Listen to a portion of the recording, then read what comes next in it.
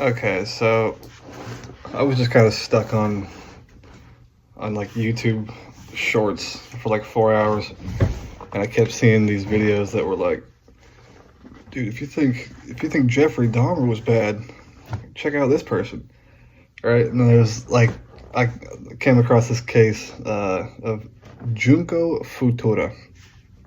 Junko Furuta. I started reading the Wikipedia. I got like, I don't know, 2 lines in, and decided to record myself reading this because it sounds absolutely horrendous. So let's jump into it here. Okay, Junko Furuta. Junko Furuta was a Japanese high school student who was abducted, raped, tortured, and then subsequently murdered. Her case was called the Concrete Encased High School Girl Murder Case. Okay. Due to her body being discovered in a concrete drum, the abuse was mainly perpetrated by 4 male teenagers, Hiroshi Miyano, Joe Ogura, Shinji Minato, and Yasushi Watanabe, over a period of 40 days from November 25th, 1988 to January 4th, 1989. The crime has been described as the worst case of juvenile delinquency in post-war Japan. The perpetrator's sentences ranged from juvenile detention to 20 years in prison. Juvenile detention for, let's go here, abduct, rape, torture, and murder. Okay. That seems kind of wild, I feel like. Okay, Furuta was born in Misato, Saitama Prefecture. She lived with her parents, her older brother, and her younger brother. As a teenager, she attended Yashio Minami High School and worked part-time as a plastic molding factory during her after-school hours since October 1988. She did this to save up money for a graduation trip she had planned. Furuta also accepted a job at an electronics retailer where she planned on working after graduation. At high school, Furuta was well liked by her classmates, with high grades and very infrequent absences. She was a popular girl who was considered to be pretty and had dreams of becoming an idol singer. The night she was abducted, Furuta had been looking forward to going home and watching the final episode of the television show Tonbo, which apparently means dragonfly. Okay. The perpetrators were 4 teenage boys, okay, we already read those, who were respectively referred to as A, B, C, and D in court documents. At the time of the crime, they used the second floor of Minato's home as a hangout and had as Chimpira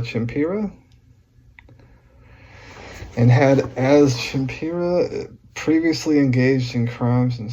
Hold on. What does Chimpira mean? Chimpira is our low-ranking Japanese Yakuza, often quite young, who are thought to be rude.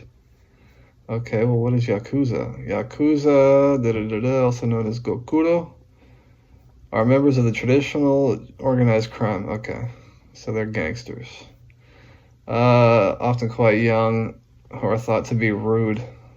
Yeah, I think most gangsters are pretty rude. The killers of Japanese student Junko Furuta in 1898 were Chimpita. Okay, let's just start here. At the time of the crime, they used the second floor of Minato's house as a hangout and had, as Chimpira, previously engaged in crimes including purse snatching, extortion, and rape. And they were 18, 17, 16, and 17. Okay. Miyano, the leader of the crime, had a history of problematic behavior since elementary school, such as shoplifting and damaging school property. In April 1986, he enrolled in a private school in Tokyo, though he dropped out the following year. After this, he continued to commit several crimes that escalated over time. Okay, so he just kept getting worse and worse. At the time of the crime, he had been living with his girlfriend, the older sister of boy D, Yasushi Watanabe, and was working as a tile worker to save up money to marry her. Dissatisfied with the job's low pay, Miyano became involved with a gangster and frequently committed sex crimes. This delinquent behavior made his girlfriend lose interest and end their relationship.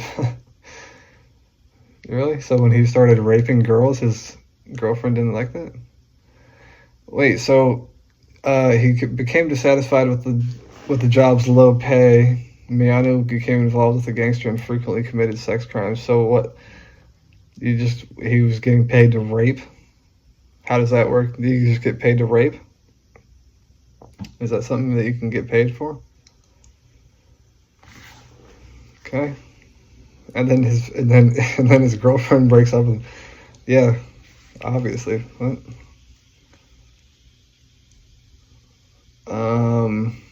Okay. Kidnapping and abuses. The 25th of November, 1988, Miyano and Minato wandered around Misato, which is her hometown, with the intention of robbing and raping local women. At 8:30 p.m., they spotted Furuta riding her bike home after she had finished a shift at her job. Under Miyano's orders, Mitano kicked Furuta off her bike and fled the scene. Miyano, under the pretense of witnessing the attack by coincidence, approached Furuta and offered to walk her home safely. Pulled out the old 1-2, the old tricky Lou. Okay. Upon gaining her trust, he raped her in the warehouse. The warehouse? What warehouse? Was there a warehouse that I missed? They used the second floor of Matano's house. Is there a warehouse that I missed? Why is it the warehouse? As though, we're supposed to know what that means. Upon getting her trust, he raped her in the warehouse and again in a nearby hotel, threatening to kill her. From the hotel, Miyano called Minato and his other friends, Joe Ogura and Yasushi Watanabe, and bragged to them about the rape. Okay. Ogura reportedly asked Miyano to keep her in captivity in order to allow numerous other people to sexually assault her. The group had a history of gang rape and had recently kidnapped and raped another girl, whom they released afterwards. Alright, so these are some bad kids. Some bad kids. Around 3 a.m., Miyano took Furuta to a nearby park where Minato, Ogura, and Watanabe were waiting. They had learned her home address from a notebook in her backpack and told her they knew where she lived and that Yakuza members would kill her family if she attempted to escape. Alright, so that's the gang right there. The four boys overpowered her, took her to a house in the Ayase district of Adachi, and gang raped her. The house, which was owned by Minato's parents, soon became their regular hangout. On the 27th of November, Furuta's parents contacted the police about her disappearance. To discourage further investigation, the kidnappers forced her to call her mom 3 times to convince her that she had run away, but was safe and was staying with friends. They also forced Furuta to stop the police investigation. Okay, how can she do that? What am I missing here? Can she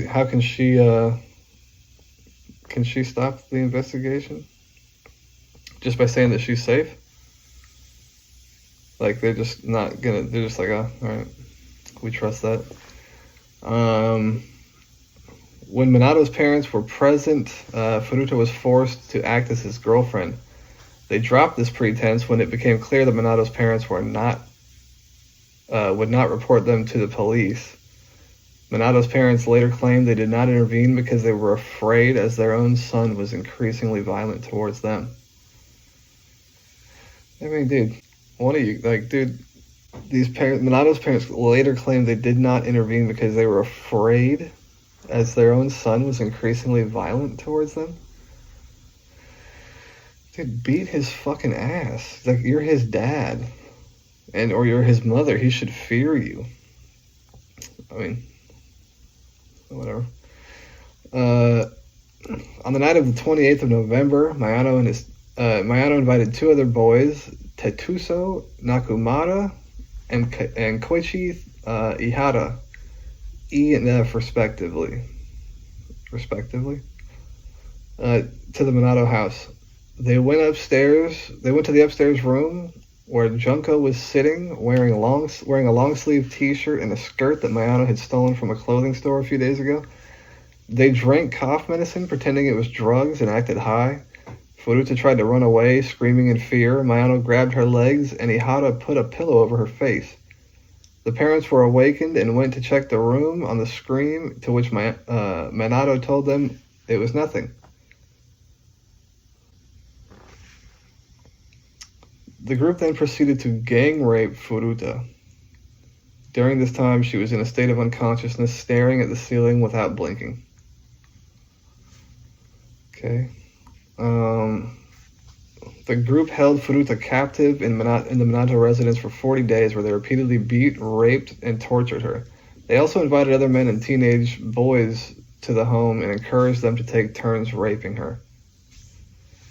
According to the group's statements, the four shaved her pubic hair, forced her to dance to music while naked and masturbate in front of them, and left her on the balcony in the middle of the night with little clothing. They inserted objects into her vagina and anus, including a lit match, a metal rod, and a bottle. They force-fed her with large amounts of alcohol, milk, and water. Ugh. She was also forced to smoke multiple cigarettes at once and inhale paint thinner. In one incident, Mayano reportedly burned Furuta's legs and arms with lighter fluid. By the end of December, Furuta was severely malnourished after being fed only small amounts of food and eventually only milk. Due to her severe injuries and infected burns, she became unable to go downstairs to the toilet and became confined to the floor of Minato's room in a state of extreme weakness. My God. Furuta's appearance was drastically altered from the brutality of the attacks. Her face was so swollen it was difficult to make out her features. Her body was also severely crippled, giving off a rotting smell that caused the four boys to lose sexual interest in her. Okay.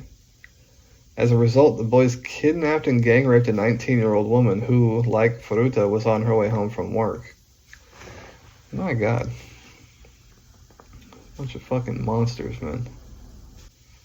On January 4th, 1989, after losing a game of Mahjong, I don't know what that is, but I'm not even going to look, against another person the night before, Mayano decided to take his anger out on Furuta by pouring lighter fluid on her body and setting her on fire. Okay, this is the murder investigation, by the way. We finished the background. So is this a second time that they ignited her on fire? Because this is the second time that we've read about that, right? Furuta allegedly made attempts to put out the fire, but gradually became unresponsive. They continued to punch her, ignited a candle and dripped hot wax on her face, placed 2 short candles on her eyelids, and forced her to drink her own urine. After she was kicked, she fell into a stereo and collapsed into a fit of convulsions. Since she was bleeding profusely and had pus emerging from her infected burns, the 4 boys covered their hands in plastic bags. They continued to beat her and dropped an iron exercise ball onto her stomach several times. The attack reportedly had lasted 2 hours. Furuta eventually succumbed to her wounds and died. Jesus Christ, man. Less than 24 hours after her death, Minato's brother called to tell him that Furuta appeared to be dead. Afraid of being penalized for murder, the group wrapped her body in blankets and shoved her into the travel bag. They then put her body into a 55 U.S. gallon, 210-liter drum and filled it with wet concrete. Around 8 p.m., they loaded it and eventually disposed of the drum in a cement truck in Tokyo. During her captivity, Furuta had mentioned to her captors several times that she regretted not being able to watch the final episode of Tanbo. Miyano found the videotape of the episode and placed it in the travel bag. As he later explained, it was not because he pitied Furuta, but because he did not want her to return as a ghost and haunt him. Yeah, dude, that's gonna stop her. He gave her fucking tape.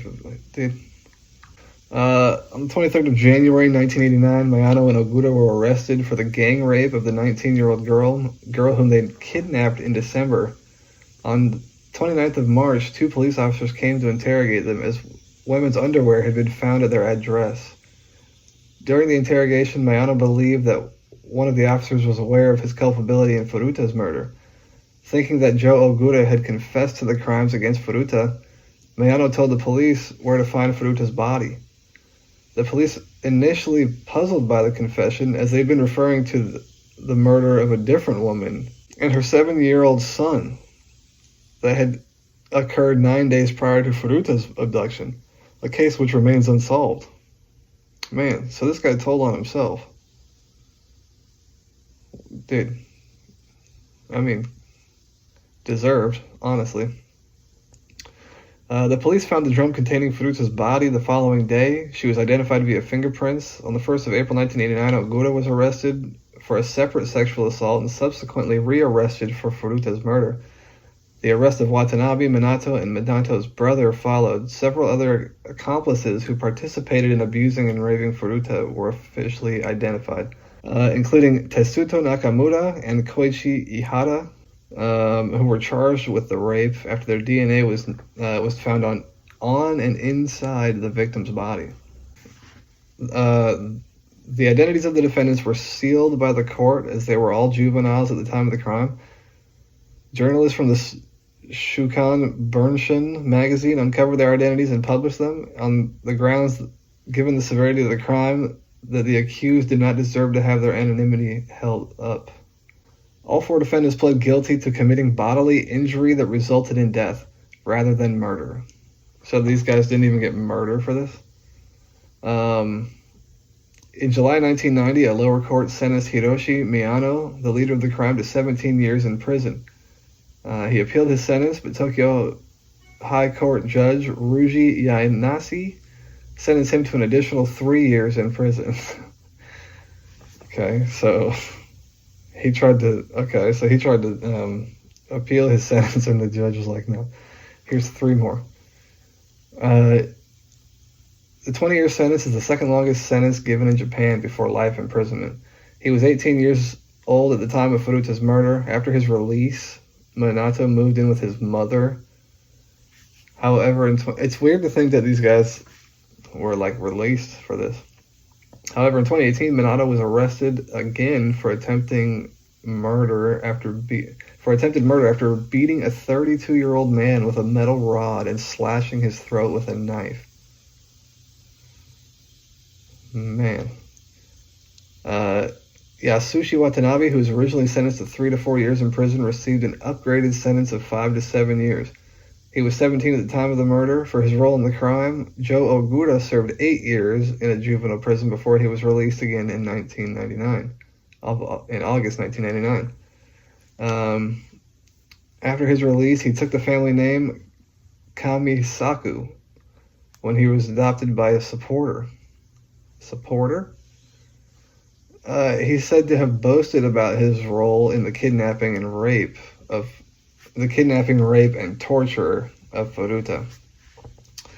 In July 2004, Ogura was arrested for assaulting Takatoshi Asano, an acquaintance that he thought his girlfriend may have been involved with. Ogura tracked down Asano and beat him and shoved him into a truck.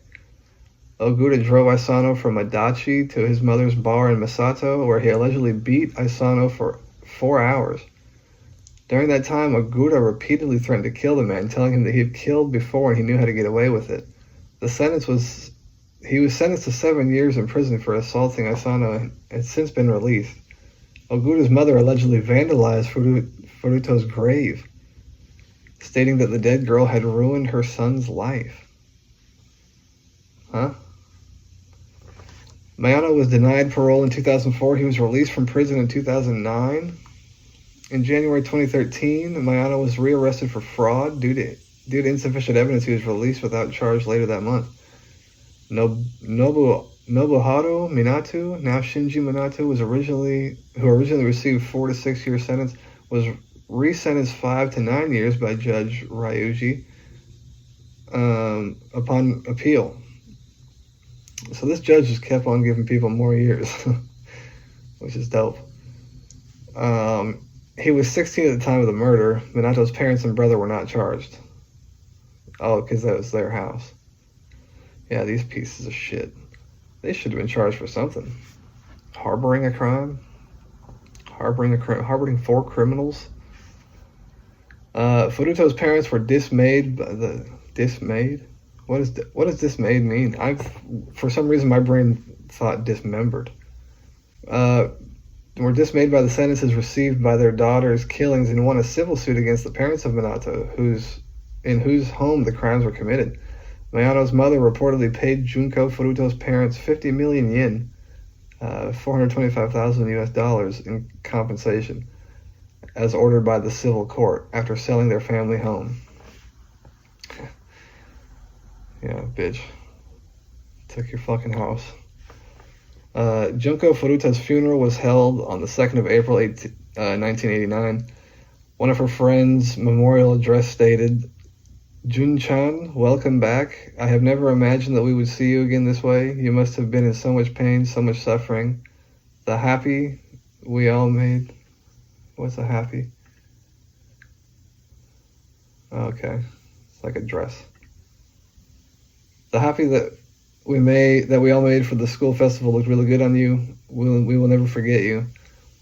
I have heard that the principal has presented you with a graduation certificate, so we graduated together, all of us. Jun-chan, there is no more pain, no more suffering. Please rest in peace. Furuta's intended future employer presented her parents with the uniform she would have worn in the position she had accepted. That's cool. The uniform was placed in her casket at graduation. Furuta's school principal presented her a high school diploma. The uniform was placed in her casket. At graduation, Furuta's school principal presented her a high school diploma, which was given to her parents.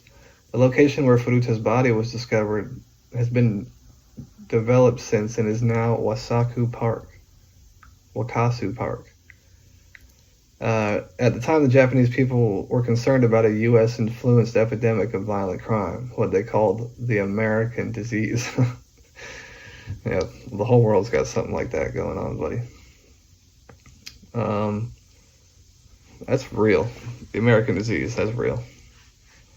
At least 3 books have been written about the crime. An exploitation film that I can't pronounce about the incident was directed by Katsuya Matsumura in 1995. Yujin Kitagawa, later a member of the music group Yuzo, played a role of the principal culprit, and Mai Sasaki played the role of Furuta. The case was also the inspiration of the film Concrete in 2004, and the manga 17 Sai. Okay, alright. So that's a pretty fucked up story right there. I'm a filmmaker, I can't, anytime you read something like this as a filmmaker, you want to make a movie about it, but it's kind of already happened, I guess. I don't know how you really would make this into a movie, though. There's a lot of really bad shit. I guess I gotta check out Concrete. But yeah, that was the story of Junko Furuta, or her murder. Yeah, I don't know. I kind of like reading fucked up shit. It's kind of, I don't know why. Why do people love reading this kind of shit? Why do people love reading like fucked up or watching fucked up shit? Like Netflix killer documentaries and shit. I don't get it, but I'm down to read more of these. Like, subscribe, all that dumb shit. Peace. Love you guys.